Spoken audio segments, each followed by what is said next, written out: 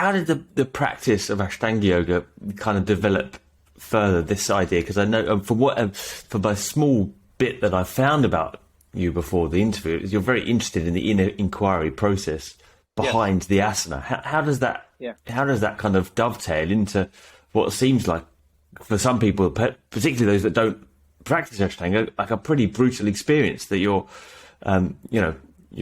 sharing with me? Yeah. I mean, I think it's a combination of lots of different elements, like all the fascination and interest in spiritual philosophy, both through Eastern teachers and Western teachers who had gone to the East, just really informed me, because if you really look at it, if you really take the essence of the philosophy of yoga or any kind of perennial spiritual philosophy in general, it goes against our current values, right? Because we live in an age that is highly materialistic, and so we're constantly our conditioning is to extend our senses, our minds, our awareness, our attention externally, very, very little informing us to go inwardly. So that's why we live in this kind of reality, I think, in modern culture, in which we need, I need money, I need, what happens if I get cancer? I have to have at least $1 million in the bank. So if I get cancer, I can pay for the treatment that I need to save my life. Even this obsessive attachment to life, as if death is this horrible thing. It's just, all of it is so... Yeah, so what happens if you get cancer? From the perennial philosophy, as far as I can tell. So I started to experiment, what happens if I just go against the values that I grew up with and follow these kind of, directions that seem to be being whispered from these spiritual texts? What happens if you, instead of looking outward, you start to look inward, right? And when you ask, one of the philosophical questions that has really captivated me is, what is real and what is not real, right? What happens if you start recognizing, oh, wait a minute, many of the things that they're trying to teach us are real are actually not real. And a lot of the things that they're trying to teach us are not real are actually real. So you start to switch everything up and down, right? So what happens if you just start saying okay, society, our conditioning tells us this. What happens if I do the opposite on a regular basis? And it's astounding. It's astounding. It's sort of I often say, it's sort of like when the mass of people believed that the world was flat, and of course they're telling you can't sail beyond that point because you'll go off the edge of the earth, right? Well, what happens when the people just start to challenge that particular belief and they find out not only is there no end to the earth, there's these fantastic places you can go visit that are beyond the boundary of where people say you can go.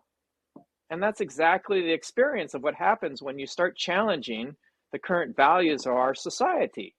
Start realizing not only do I not need it, but it's actually, life is much better without the need or the attachment or the feeling that I need this particular thing, right?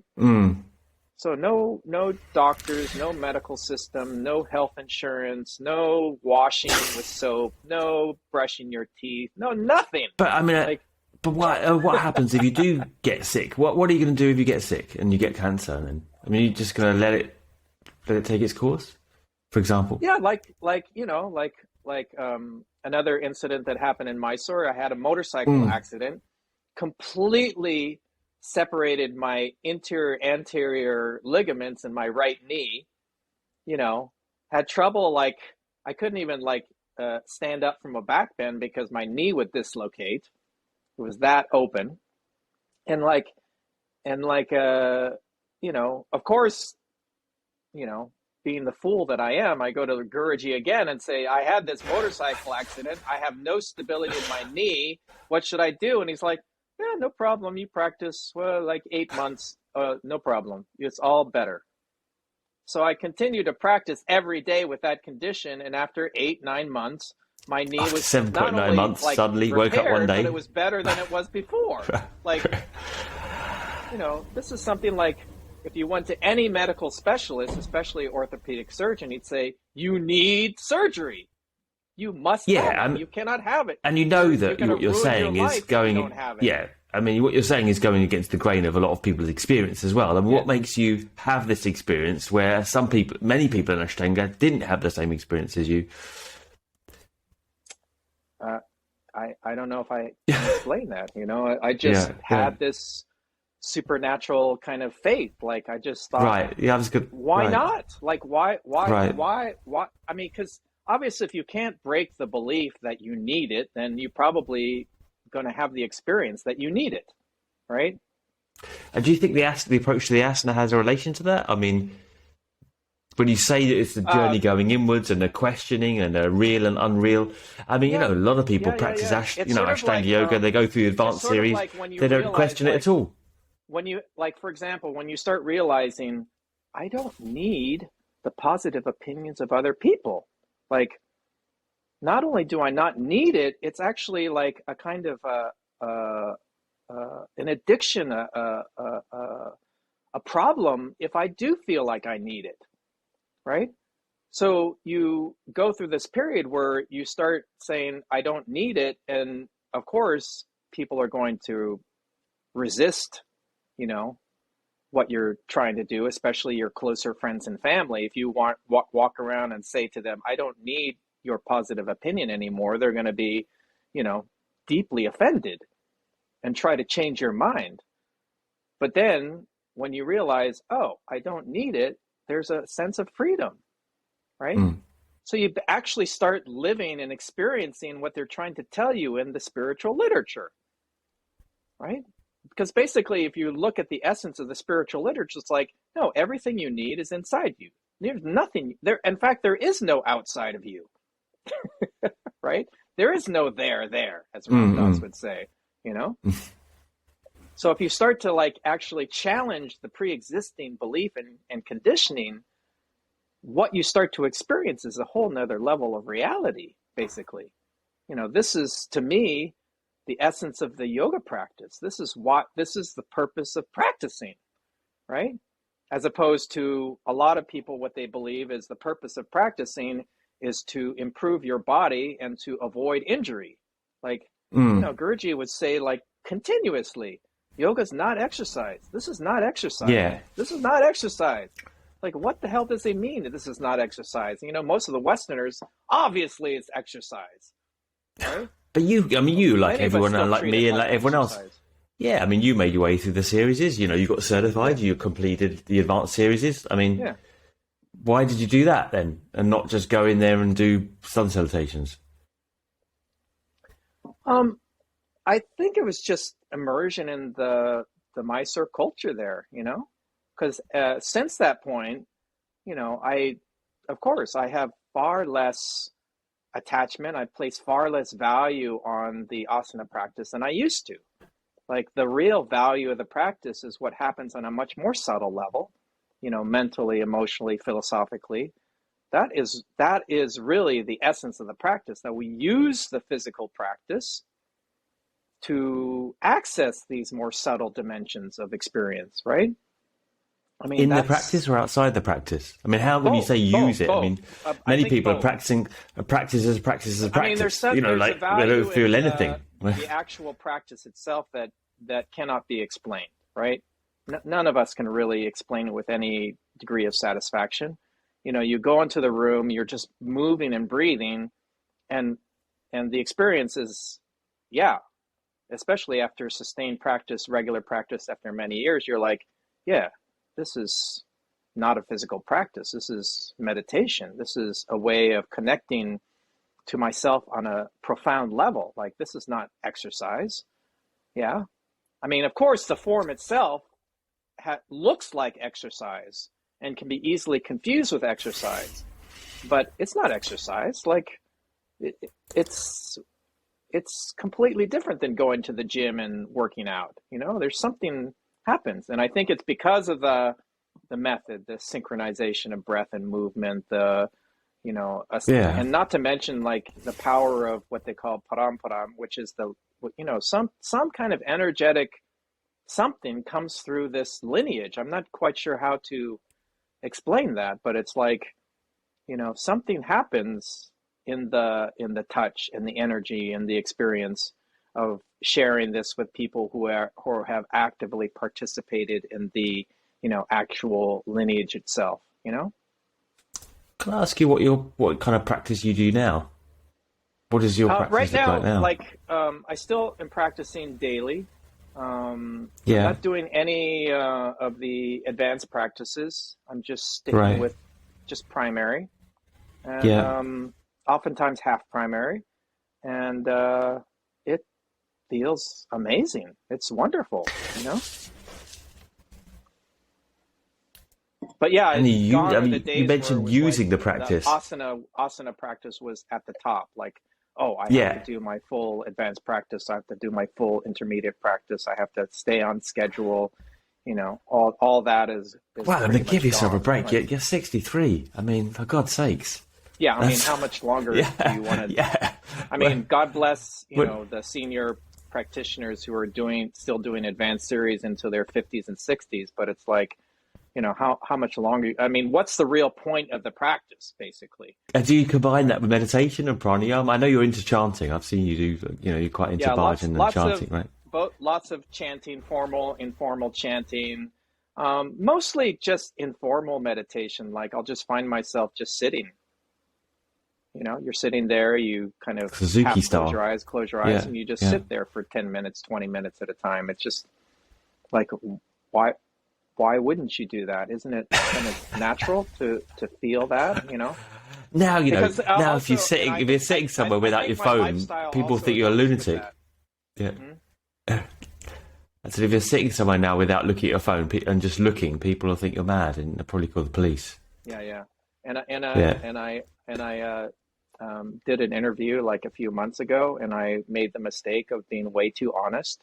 So this interview, I'm being much more careful. Oh no, don't. You don't need to be. You don't know. You don't need to be at all. No. Yeah. Yeah, I was thinking No, of that it's last been interview. great. It's been. I was like, can we actually erase that interview and do a new one? Because I'm not sure how the response is going to be if it What went did you out on say? a like Tell a me something you global said that level. you felt was too honest.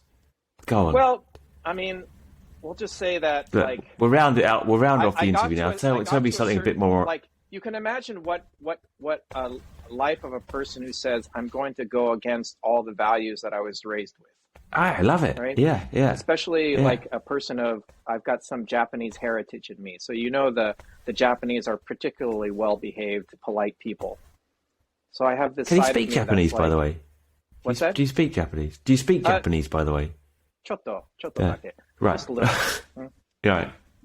So like, so one after another, I started to say like, oh, everybody is telling me, and everything within me is telling me to go this one way. What happens if I go the other way? And you can imagine, like, as a Japanese person, as a yoga teacher, right? As a spiritual person, like you're supposed to like be a certain way, right? You're supposed to always be polite. You're always supposed to say the right things. You're not supposed to talk about certain subjects. You're supposed to absolutely respect and honor certain boundaries. You're supposed to be a certain way. Like, what happens if you say, what happens if I just be who I am in the moment, right? Hmm. And of course, during this particular modern time, this is, like I said, we're living in super materialistic time, super, like you could say, dark time, right? This is, according to some, it's Kali Yuga. This is the age of darkness. So what happens if I start to just be myself, right? Which is, let's be honest with ourselves and say, like, people living during a materialistic time are particularly ego-centered people, right? Even Hmm. narcissistic, even though we pretend not to be narcissistic. Most of us, if we're honest with ourselves, we have a lot of narcissistic tendencies, right? We're incredibly self-concerned, self-obsessed, naturally selfish, And maybe not many people are going to agree with me with this time, but naturally dishonest and deviant. Naturally dishonest. Yeah. I mean, people are not going to, like, as a yoga teacher, you're not going to say, oh, I have this thought right now, or I think you might. I might, yeah. Or I might not, because I've experienced the consequences. Right, okay. Fair. Oh, shame. Directly. What a shame. Yeah, yeah. So, like, it became quite clear to me at a certain point, like, I've got to disrupt this primary level of conditioning that I have within me, right? And the way you do that is through honesty and through certain kind of action. Like, if you do things that you believe are not good to do, you're going to, quote unquote, make a mistake. And depending on the level of the value, you're going to make a big mistake. And when you make those kinds of mistakes, or you make a kind of mess in your life, that's how you learn. That's how you disrupt the programming. That's how you see, like, what's underneath everything, right? If you're always like polite and nice, you never disrupt that programming. So it always operates at full strength in the background. So what happens if you start saying, oh, you know what? I'm going to, like, people said I shouldn't do this. Well, I'm going to do this. And you find out very quickly, like, whoa, like, all the chaos, all the energy for movement and change and transformation. Yeah, of course, it's being reflected on the outside, but the bulk of it is coming up from within, So during certain periods of my life, going through tremendous experience of shame and guilt and, like, unworthiness and being unlovable, all these things that most of us walk around with, but it's more in the background, right? And as long as it stays in the background, then you cannot really affect any kind of noticeable change, right? Yeah. But the minute you bring it into the foreground, like, imagine if you had, like, I don't know if you ever saw a movie by Jim Carrey called The Yes Man. No. Well, it's he attends a self-help workshop in which he's encouraged to say yes to everything. No matter what it is, he says yes. Okay? And if you realize, like, whoa, that's actually a yogic method. Like, because most of us are saying mostly no. No. So the minute you start saying yes, for example, like, what happens if you just started speaking your mind without a filter? I think Imagine you've got experience of that. To your life, like, it's just you're gonna be thrust into deep chaos, and you're gonna have to face all of the uncomfortable things that you never faced before, and that was very large stretches of my life, Oh, wonderful! I really have enjoyed meeting you, and yeah, where are you teaching now?